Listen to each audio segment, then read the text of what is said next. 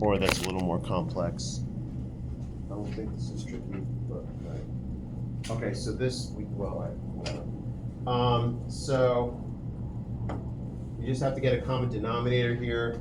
So when there's nothing in common, you're just going to basically multiply each by the other one. So this I'm going to multiply by 5x over 5x, and this I'm going to multiply by 4 over 4. So that's going to get me 5x minus 4 over 20x. That's it. This is going to be the annoying part of every time.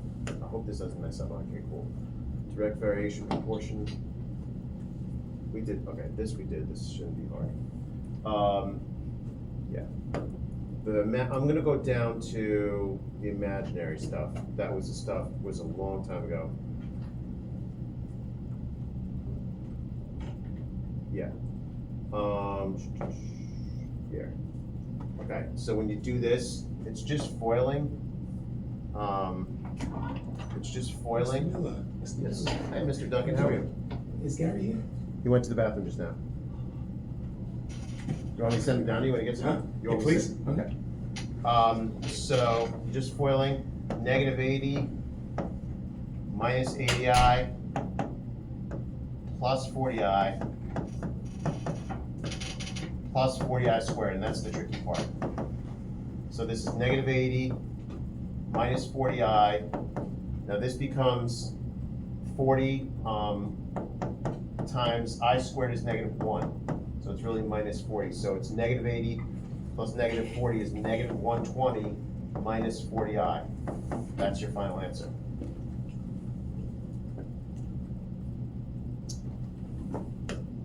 Let's move this down.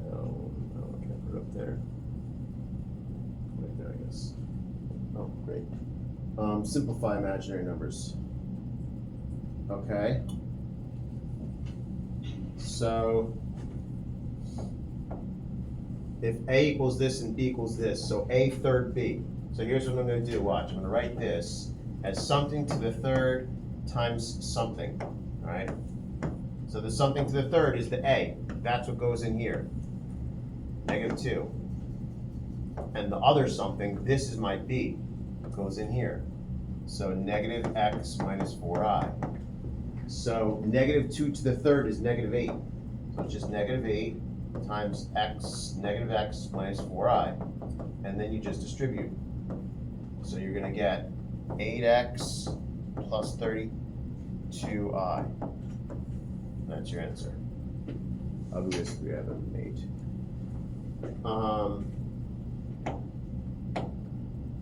Let's go back.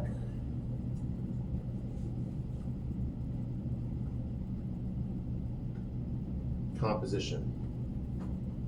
Okay, f of g of x. All right, so what this means is it's also can be written as f of g of x. And when it's written that way, it's kind of easier to see because then you can see that the g of x is inside, the g of x is going inside the f, right? So you're basically taking this function and putting it in for each x. You're putting it right into there. So what I usually tell kids is just rewrite this function, sort of like in the other problem, but replace the x with an open parentheses. So I'm getting 2 times something squared plus 5 times something plus 6. Then you take this thing and put it in each of those parentheses. You put it in there and you put it in there. So this is 2x plus 1. Now this one's going to be a little bit labor intensive over here because we've got to square that binomial. So I go 2 times, to square this, I square the first term, that's this, multiply these together and double them, that's positive 4x, and square the last term, plus 1. Then I can distribute this, plus 10x, plus 5, and don't forget this guy, plus 6. So I got to distribute this right here. So So I got 8x squared plus 8x plus 2. I'm going to just write these in the right places. So I'm going to go like plus 10x right under that one, and plus 11 right here, just easier to add up. So I got my final answer would be 8x squared plus 18x plus 13. That would be my final answer.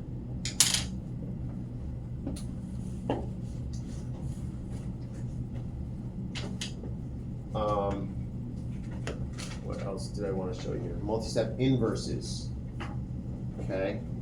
Oh, probably this, you know what? Okay, whatever. See problems. All right.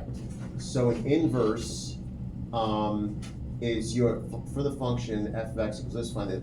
All right, so basically for an inverse, you write it, the first step is you rewrite it as y equals x over d. Just all I did was replace f of x with y.